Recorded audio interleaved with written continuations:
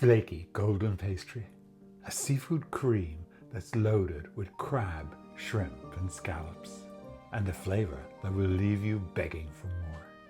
Welcome back to the cracked mug. These seafood roulons may look too fancy or too difficult to make. Nope, they're shockingly simple to make and dangerously delicious. So let's get in the kitchen and make a dish that's guaranteed to stop a conversation mid-sentence. Seafood roulons. Come on. Let's roll out our dough. Just a low pressure roll to flatten it. If yours has been folded into quarters, don't worry about the seams. Here I'm using a cookie cutter that's 7 centimeters, that's 2 3/4 inches. We're going to go straight down, no twisting, because when you twist, it seals the edge of the puff pastry. So straight down, lift up, and there it is.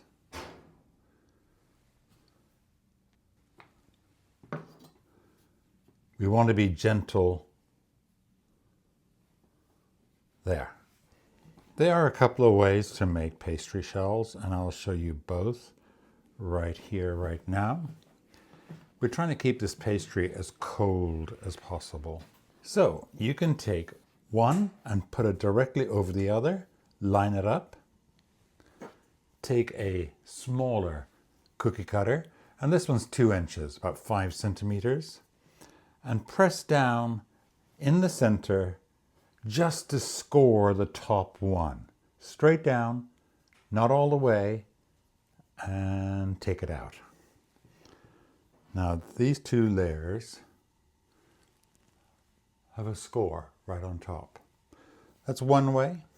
The other way is to take your cookie cutter and push all the way down through one layer there and slide the 2 on top, like so. And that's if you're using cookie sheets. If you have the shells, then you just bung them in the oven. Continue with the rest of your pastry. I'm going to pop these back in the refrigerator for about 15-20 minutes. You could also put them in the freezer for about 10 minutes. The colder they are, the better rise we will get in the oven. Pop these beauties into a preheated oven of 220 degrees Celsius, 400 degrees Fahrenheit. Immediately reduce the heat to 200 degrees Celsius, 400 degrees Fahrenheit, and bake for 10-12 minutes until puffed and golden brown. So I've rolled the little bits of pastry that was left over, and it's nice and thin. Here I have some strawberry jam, which I made during the summer, and I'm going to use that. The recipe for this jam is online as well. It is absolutely delicious and very simple to make.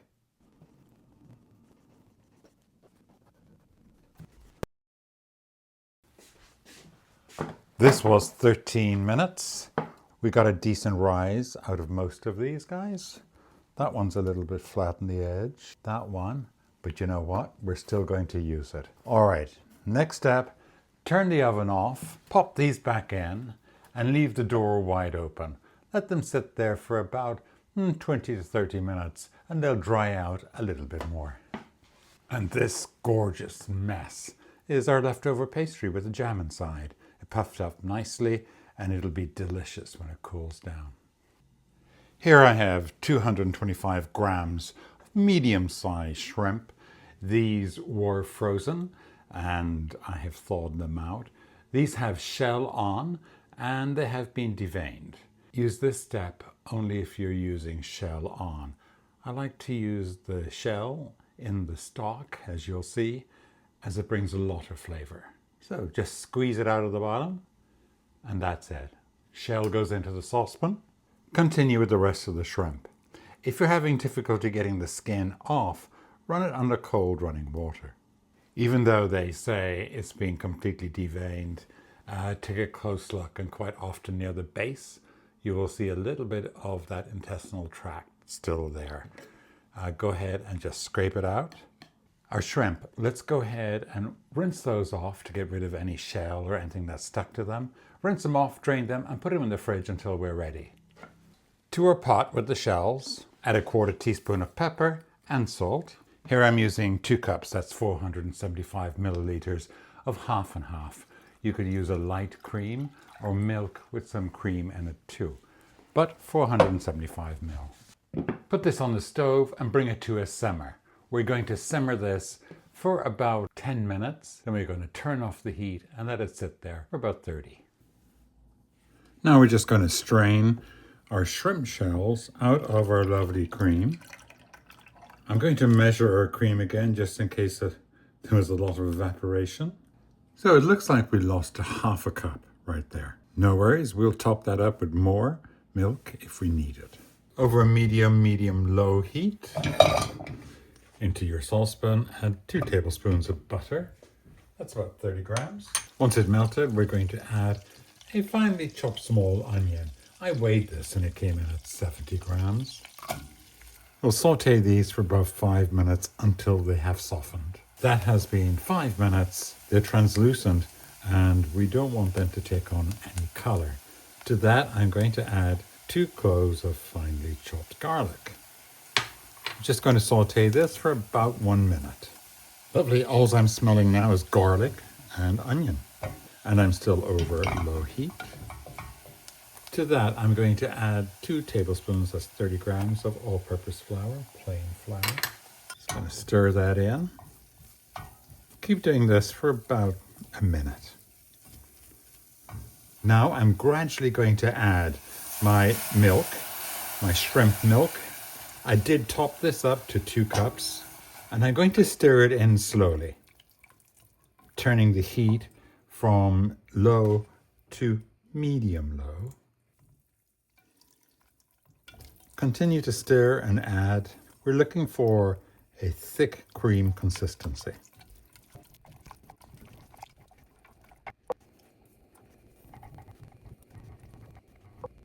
This is beginning to simmer.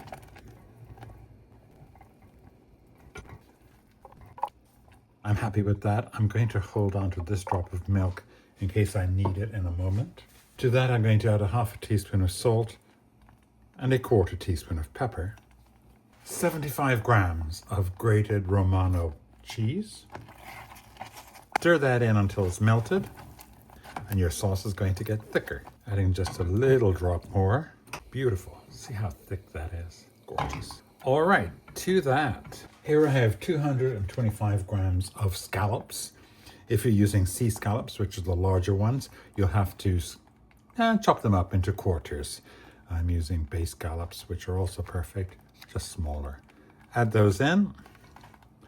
And these were frozen and I thawed them.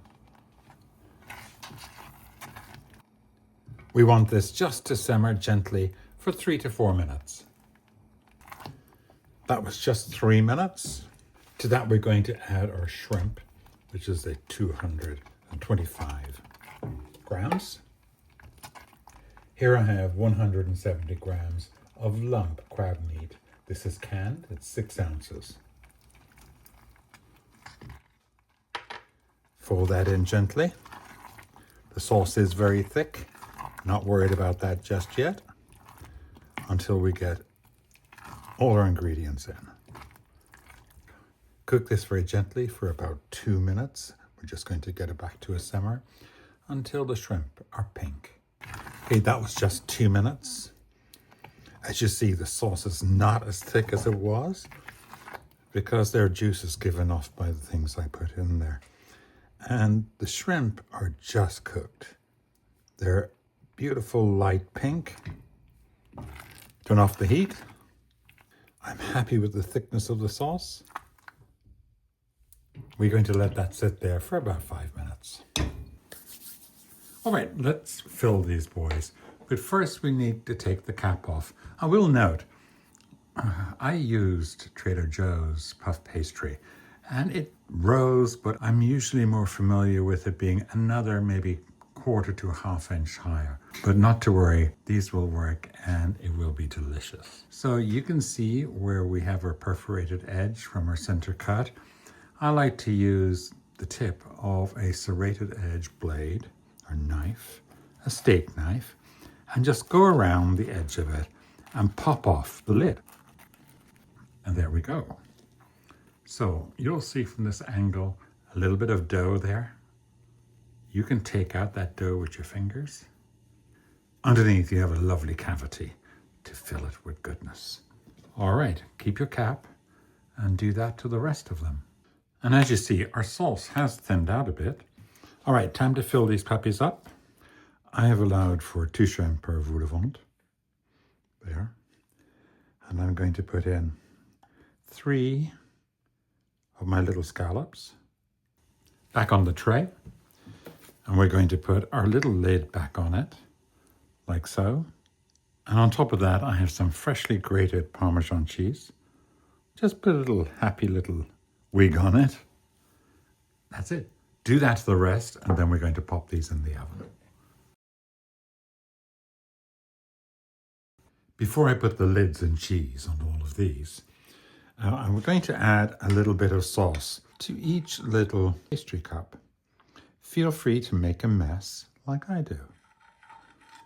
But I want the sauce to go all the way in and surround our lovely seafood. I did have enough to put 3 shrimp into each of the cups. There, ready for another bake. Feel free to make a mess like I did. Back into the oven. The seafood I've put in here is very warm, so it won't take long in the oven. 3 to 4 minutes, golden brown, cheese melted. So we have this sauce left over.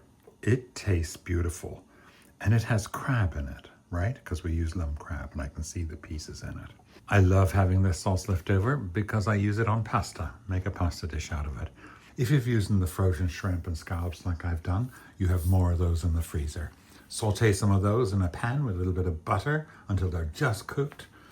Toss this sauce with pasta and serve. It's absolutely amazing. I should tell you too that this is the exact sauce I use, including the seafood, to make my seafood lasagna. The only difference is I add some lasagna sheets. I add a little bit of ricotta cheese in between the layers along with this, and I only use mozzarella on the very top layer, and it makes a magnificent seafood lasagna. Oh, look at those beauties. We're going to get these off and serve them. Beautiful. That is lovely. I'm going to put these on a tray, and we're going to try some. They smell absolutely incredible. No fork needed. I got my pinchers. Look at that. Just loaded. All right, here goes. Oh my God. Oh. Oh, they're beautiful. The pastry is crispy and buttery. The sauce is silky and rich, and the seafood is perfectly cooked. Oh my.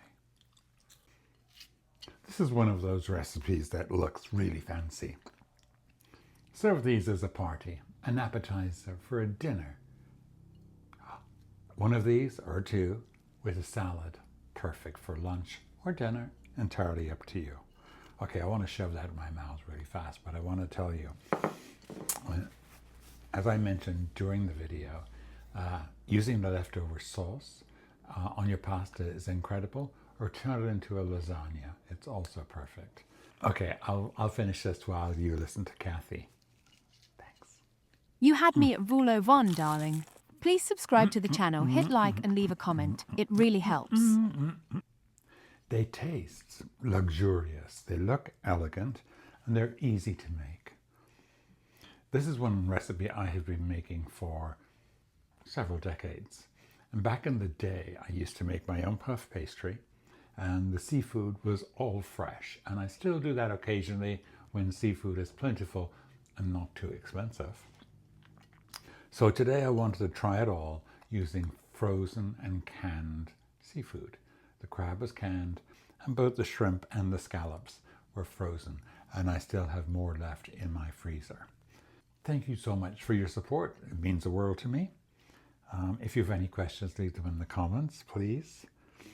But this is fantastic. It's probably one of my most frequently requested dishes. Anytime I've served this to people, they've always asked for more. Actually, quite recently, someone asked me, hey, are you going to make these? Well, there you go. Brett, this is for you. So until next time, mind yourself. Bye. Happy holidays, everyone.